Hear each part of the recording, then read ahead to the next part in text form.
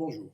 Aujourd'hui, je vais vous entretenir de perversion narcissique, pour ne pas changer, mais nous allons dépasser le stade individuel, le stade familial ou même professionnel, pour s'apercevoir que la perversion narcissique peut infester au plus haut niveau de la société, et notamment dans le milieu politique. Je recite toujours la phrase de René Guénon, « La société sécrète son propre mal ». Pour analyser l'ensemble des faits que je vais vous exposer, nous allons utiliser les outils qui permettent la construction perverse. Ces outils, je vous en ai déjà parlé, 5 caractéristiques que sont la trahison, l'abandon, le rejet, l'injustice et l'humiliation.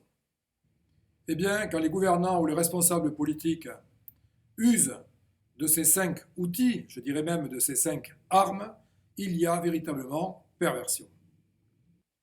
Je pense tout d'abord aux travailleurs et aux travailleuses qui, depuis de nombreuses années, ont consacré leur vie et leur travail à leur passion, à leur métier. Je pense notamment aux agriculteurs, je pense aux artisans, je pense aux commerçants. Eh bien, pour toute récompense, les retraites vont être bien maigres, du style 700 € par mois, parfois moins. Il y a là, bien sûr, une forme d'injustice, une forme de trahison à leur égard.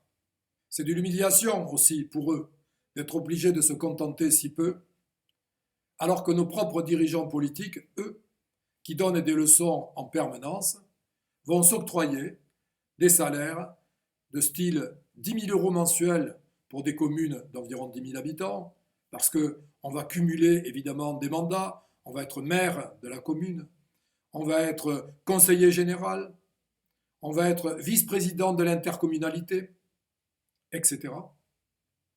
Et des salaires qui peuvent dépasser les 30 000 € par mois quand on gouverne au plus haut niveau de la nation. Tout ça constitue de l'injustice et de l'humiliation. Je rappelle à cet égard qu'il y a eu une révolution française en 1789 qui a eu pour but d'abolir les privilèges. Aujourd'hui, on est de nouveau dans ce schéma où il y a nos élus du peuple qui se sont octroyés à nouveau des privilèges au détriment, comme je disais tout à l'heure, des travailleurs et des travailleuses. Piller la nation, c'est une chose.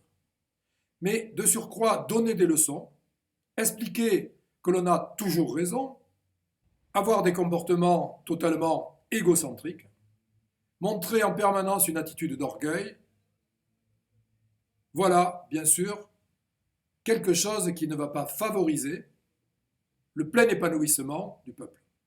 Il est facile, dans pareil cas, de trouver des sentiments de haine, des sentiments d'injustice en tout cas, et parfois même des processus qui vont amener de la radicalisation.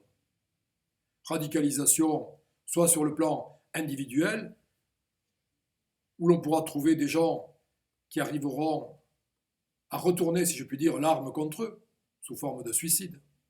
C'est aussi le cas de ce directeur d'hôpital qui avait dénoncé toutes les magouilles qui se déroulaient au sein de son établissement. La Cour régionale des comptes, qui même était venue faire un rapport qui montrait qu'il y avait des dépenses aberrantes. L'achat d'une chaudière, par exemple, achat qui n'avait pas lieu d'être, une simple réparation de 20 ou 30 000 € aurait suffi, mais non, il a fallu mettre plusieurs millions d'euros. De la surfacturation, des doubles factures à l'intérieur de l'hôpital, des téléphones portables qui sont distribués aux membres du conseil d'administration, l'utilisation d'appareils de radiologie par des médecins extérieurs à l'hôpital, pour leur propre compte, bien sûr. Si je ne dénonce pas, dira-t-il, je serai complice. Eh bien, il a dénoncé. Eh bien, il y a eu le rapport de la Cour régionale des comptes. Eh bien, tout cela n'a pas suffi. Il a même été licencié pour faute. Il en est mort. Que s'est-il passé par la suite? Plus rien. Voilà le sort qui est réservé à tous ceux qui ont voulu prendre la défense de la République, la vraie République. On n'hésitera pas à les menacer. On n'hésitera pas à utiliser une autre arme, qui est le contrôle fiscal. De nombreux contrôles fiscaux jusqu'à ce qu'ils se taisent. La justice même pourra intervenir, parce qu'on aura utilisé tel ou tel avocat qui aura voulu attaquer tel ou tel homme politique. Le procureur n'hésitera pas à expliquer qu'à l'avocat, il vaudrait mieux quand même qu'il ne s'occupe pas de cette affaire. Si notamment, par exemple, l'avocat est une femme seule avec un enfant, on lui dira, vous voyez quand même, vous avez autre chose à faire que venir vous battre pour ce genre de lutte. Déposer des plaintes également contre le procureur de la République lui-même, qui réagira avec son ego, évidemment, en disant comment, moi. Mais tout cela n'aura aucune suite, bien entendu. Ça sera classé sans suite.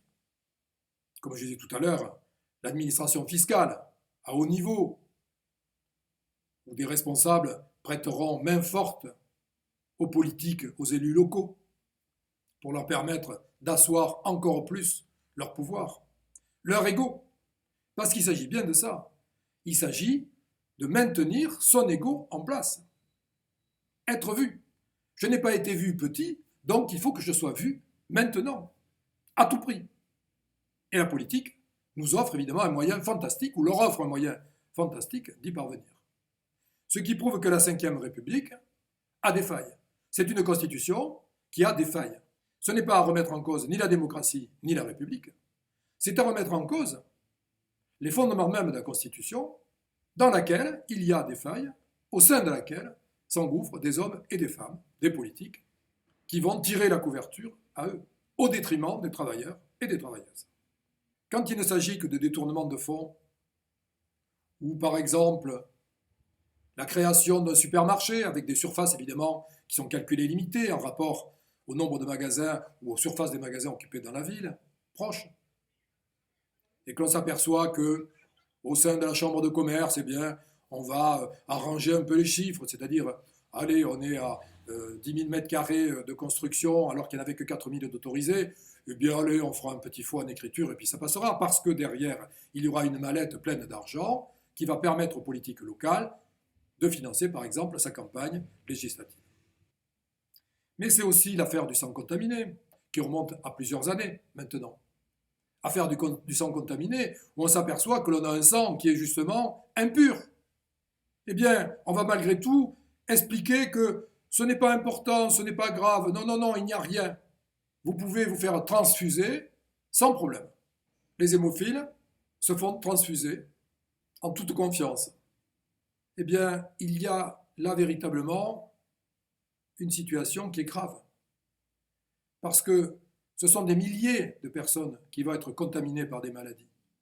Et plusieurs centaines de jeunes qui vont attraper le sida. Il faudra que ce soit Anne-Marie Casteret, notamment, 5 ans après de guerre et de lutte, journaliste, qui fasse éclater au grand jour ce scandale. Eh bien, encore plus scandaleux, non seulement les responsables politiques ne sont pas condamnés, ils continuent à prendre du service, ils sont toujours au pouvoir. Eh bien là, il y a de l'injustice, bien sûr, il y a de l'humiliation pour toutes ces victimes qui n'ont pas été reconnues, et il y a de la trahison sur le plan national. Je ne citerai que ces quelques exemples pour montrer que ce style de pouvoir politique se construit sur les critères, les mêmes critères que ceux qui construisent la perversion ou le logiciel pervers.